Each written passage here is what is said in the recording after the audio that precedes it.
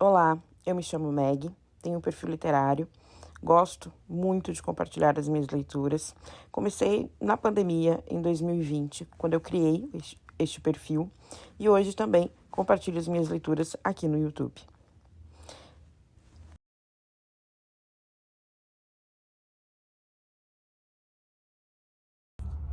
Olá, tudo bem com vocês?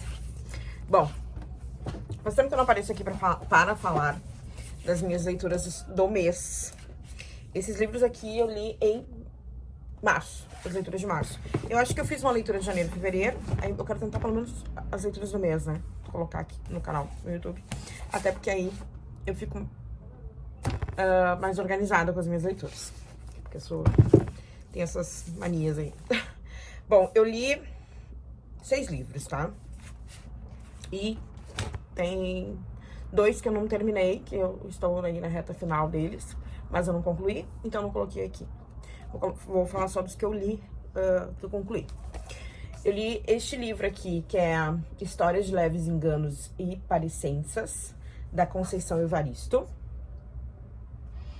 Aqui conta a história de algumas mulheres, falando sobre solidariedade, sobre resistência, sobre violência. Então, são alguns contos. Deixa eu lembrar agora quantos contos são. 1, 2, 3, 4, 5, 6, 7, 8, 9, 10, 11, 12, 13 contos, tá? Aí os contos têm uns nomes muito interessantes. Rosa Maria Rosa, A Moça de Vestido Amarelo, não vou falar todos, tá? Fios de Ouro. Então, assim, cada história aqui é um mergulho, assim, cultural, tá? Até um pouquinho de realismo também aqui, mágico. Eu li dessa forma. Enfim, mas é um livro que tem 113 páginas, então, assim, lê rapidamente, tá? Muito bom. Um livro de contos. Vou falar aqui de um dos meus favoritos, que é A Cabeça do Santo. Maravilhoso. Que é da Conceição, desculpa, da Conceição foi o que eu falei antes, da Socorro, eu não sei se eu sei pronunciar corretamente o nome dela, Acioli, Socorro Acioli. Eu já tinha lido Oração para Desaparecer, e agora li A Cabeça do Santo. Eu não sei cadê a capa, não é essa capa, ele tem uma outra capa, mas eu não sei cadê, eu não sei o que eu fiz com ela. Mas eu vou procurar, eu tenho uma foto, eu tirei uma foto dela. Então, eu tenho uma foto, depois eu coloco aqui. Mas, este livro aqui conta a história, literalmente, da Cabeça do Santo, né? Um rapaz, ele começa a história, né? Conta da história da morte da mãe dele. Então, eu não vou dar um spoiler, é o que vai acontecer mesmo, logo nas primeiras páginas, a mãe morre. E a mãe pede que ele vá atrás do pai, que quando ela teve relação com o pai sumiu, o pai não voltou e tal. E ele vai atrás. Ele tem uma jornada complicada pra encontrar essa família do pai. E quando ele chega na cidade, ele chega assim numa situação precária, assim. E aí ele encontra a cabeça desse santo que existe nessa cidade. E ele vai pra dentro da cabeça do santo. E aí ele começa a escutar a conversa, o que as mulheres pensam, os desejos das mulheres. E aí ele começa a dar uma de Santo Antônio, literalmente, né? E ele começa a realizar esses encontros, assim, enfim. Então, eu não quero dar spoiler do livro, mas é muito interessante. E a escrita da Socorro, ela é encantadora, né? Ela é fluida, então, quando tu vê, tu já tá no meio da história, assim. Então, é muito legal. Ele também é um livro curto, ele tem 168 páginas, eu também gostei bastante. Aliás, eu favoritei, ele é um dos meus favoritos do mês. Muito bom. Aqui eu coloquei a data de início, mas eu não coloquei a data de término. Mas eu não lembro assim quantos dias eu li, mas eu li rapidamente. Muito bom. É que este mês também eu fui viajar, então foi por isso que eu acho que eu li menos, né? Provavelmente. Isso não é um problema, né? Eu leio bastante, mas não tem uma meta, né? Que é no mínimo 4 livros por mês. Mas eu sempre tento ler mais, que é 6, 8, 10. Eu gosto, eu fico muito feliz quando eu chego nesse número. Mas isso não precisa ser, né? A leitura não é uma competição. Não deve ser uma competição. As pessoas sempre se perguntam por que eu leio bastante. O que eu acho, assim, que é a minha ideia, que é uma dica que eu dou, que foi que eu aprendi. E eu não aprendi, eu aprendi assim, não. Eu li num livro que é Amanhã... Ai, meu Deus, esqueci o nome do livro.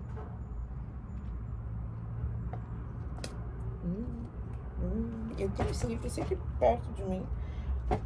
Mas enfim, eu vou procurar o livro e coloco aqui para vocês. Que eu li o rapaz, o autor, né, contou a história dele. E ele falou que ele começou a acordar cedo para dar conta de fazer todas as coisas, né? Assim como quem acorda às 5 da manhã para ir pra academia. Eu não tenho como ir na academia pela manhã, porque não daria tempo. Não combina com a minha rotina. Eu vou após o trabalho, que hoje eu já tenho esse hábito. Não tanto, tá? É 3 vezes no mínimo. Mas eu já gosto de ir esses 3 dias. Que eu sei que é mínimo, né? Realmente é só uma questão de... Eu deveria ir muito mais, mas enfim, esse é outro assunto. Eu acordo, eu coloco pra despertar, eu acordo às 4 da manhã e leio aí em torno de 1h30, 2 horas por dia, todos os dias. Isso todos os dias, não importa se é sexta, sábado, domingo, eu sempre acordo esse horário e eu sempre leio nesse horário. É o melhor horário. Eu leio à noite também, mas eu já tô cansada, já passou o dia todo, já tô exausta. Quando eu chego pra ler, às vezes eu leio uma página, 2 vezes eu estou dormindo. Não são, às vezes, final de semana eu consigo ler mais, mas eu não tenho o hábito de ler durante a madrugada. Não, eu gosto mesmo de ler pela manhã. Então eu tenho esse hábito de ler 2 horas e funciona comigo. Rende, tá? Um mistério aí. E não sobrou nenhum. Eu sei que tem uma polêmica aí com esse livro. E realmente, assim, todas as vezes que eu leio Agatha Christie, eu tenho um certo desconforto com algumas expressões que ela utiliza. E eu sei que é da época, e, enfim, e que seria... Acho que talvez ela pensaria diferente dessa forma, se fosse agora. Enfim, ela tem umas palavras aí das quais eu não gosto muito, mas eu gosto muito da escrita da Agatha Christie, a rainha do crime, né? E é sempre uma leitura fluida que eu leio, assim, rapidamente. Esse aqui não sobrou nenhum. Eles são 10 pessoas. Eu posso ter errado no número, mas eu acho que são. São 10 soldadinhos, né? 10 pessoas. Que cada pessoa vai receber um convite de uma forma diferente para ir para uma ilha. E essas pessoas recebem essas cartas, né? Cada uma tipo de um reencontro entre amigos. E essas 10 pessoas vão parar nessa ilha. Só que essas 10 pessoas são pessoas que contam suas histórias. E cada uma viveu alguma coisa misteriosa e que vai se desenvolvendo durante o livro. E tu vai conhecendo cada personagem. O que acontece é que começa... o primeiro morre. Um deles morre, assim, inesperadamente. Aí o segundo morre. E assim começa a ocorrer as mortes dessas pessoas que estão nessa ilha isolada. E aí começa, óbvio, o mistério e aí começa toda a situação para desvendar esses mistérios. O porquê que essas pessoas estão morrendo, quem está matando essas pessoas, porque só estão essas 10 pessoas nessa ilha. Então, é Agatha Christie, né, como sempre. Leiam. E não sobrou nenhum. Eu gosto, né? É um livro... Agatha eu gosto. Eu gosto de livro de suspense, né? De mistério. Aqui a outra que eu estou... viciada, né? Que é a Freida McFadden. Eu posso estar pronunciando errado, mas eu acho que é isso. Que é a autora de A Empregada. Aqui vai contar a história de eu vou ler a sinopse para vocês. Sua colega de trabalho não veio hoje. Estranho, ela sempre é tão pontual. Bem, não deve ser nada. Talvez só um contratempo matinal. Mas ela não tem amigos, ninguém que possa dar notícias. E ontem ela mandou um e-mail dizendo que tinha um assunto muito importante a tratar com você. O que ficou ressoando na sua cabeça? O telefone da mesa dela toca. Você, sempre prestativa, decide atender. Um número privado, do outro lado da linha. Silêncio. Silêncio mesmo. Talvez dê para ouvir uma respiração. Então, 2 únicas palavras em tom desesperado. Me ajude. E a ligação cai. O que você faria? A Contadora é um thriller tenso e viciante, da best-seller Freida, autora de A Empregada, que explora como segredos sombrios do passado podem ecoar no presente com consequências fatais. É isso. Elas trabalham numa empresa, só que uma é vendedora e a outra é contadora. E a contadora é a que vai sumir. Ela simplesmente, ela é um pouco estranha, assim, ela não tem vínculos de amizade. E ela desaparece. Ela tem uma paixão ali por tartarugas. É tartaruga, tartaruga. Ela tem uma paixão por tartarugas e, de repente, tudo que ela fala. Ela só fala sobre tartarugas, ela tem uma vida só para as tartarugas e para o trabalho. Então, quando ela desaparece, é muito estranho, assim, ela desaparecer. E ela desaparece. E essa vendedora sente a falta dela. E acaba atendendo essa ligação e tudo, e começa a ficar desconfiada. E aí eu vou contar um pouquinho, não é spoiler, mas assim, logo de início. Ela vai até a casa da contadora. E lá, ela percebe que a contadora foi machucada, porque ou aconteceu alguma coisa, alguém sequestrou essa contadora. E aí ela acaba chamando a polícia, porque ela encontra sangue na casa da contadora. E aí começa toda uma investigação para descobrir onde está a contadora. E a outra pessoa que trabalha lá vai começar a ser a primeira suspeita. É isso que eu tenho para dizer para vocês. Não vou dizer mais, porque eu acho assim que tem que ler para conhecer, para desvendar, até porque é uma leitura que tu lê rapidamente também. Eu não falei as páginas do... Esse aqui tem 335 páginas. Eu li rapidamente também, acho que eu li em 2 dias, eu acho. Não lembro, mas enfim, muito rápido. Suspense, né? Eu vou deixar esse aqui por último. Esse aqui, ai, fofo, O Desejo. É um romance do Nicholas, que eu sou apaixonada. Eu sei que tem muita gente que não gosta, mas eu gosto. Eu comecei a ler ele com A Última Música. Não, Querido John. Eu conheci Nicholas pelo livro Querido John, daí depois Diário de uma Paixão, Um Amor para Recordar, e aí foi indo e eu li quase todos os livros dele. Depois de O Retorno, Nicholas escreve um romance sobre o legado do primeiro amor e as decisões que nos perseguem para sempre. Em 1996, aos 16 anos, Maggie, que tem meu nome, vai morar com uma tia que mal conhece em um vilarejo remoto na Carolina do Norte. Solitária e infeliz, ela só recupera o apetite pela vida quando conhece Bryce, um dos poucos adolescentes do lugar. Autêntico, bonito, inteligente, Bryce apresenta a Maggie as belezas do vilarejo e a fotografia, uma paixão que, assim como o jovem, vai definir o resto da vida dela. Em 2019, Maggie é uma renomada fotógrafa que mora em Nova York e se divide entre sua galeria de sucesso e as viagens a trabalho por todo o mundo. Este ano, porém, ela é obrigada a ficar na cidade durante a temporada de fim de ano, lutando para aceitar o grave diagnóstico médico que recebeu. Enquanto fazem a contagem regressiva para o Natal, ela e seu assistente se tornam cada vez mais próximos. Maggie então decide contar a ele a história de outro Natal, décadas atrás, e do amor que a levou a seguir um caminho que nunca teria imaginado para si mesma. O Desejo é um relato comovente sobre descoberta e perda. Também um lembrete de que o tempo que passamos com as pessoas que amamos é o maior presente de todos. Ai, eu sou suspeita, eu amei. É um romance que não é um romance com um final feliz. Já posso garantir a vocês.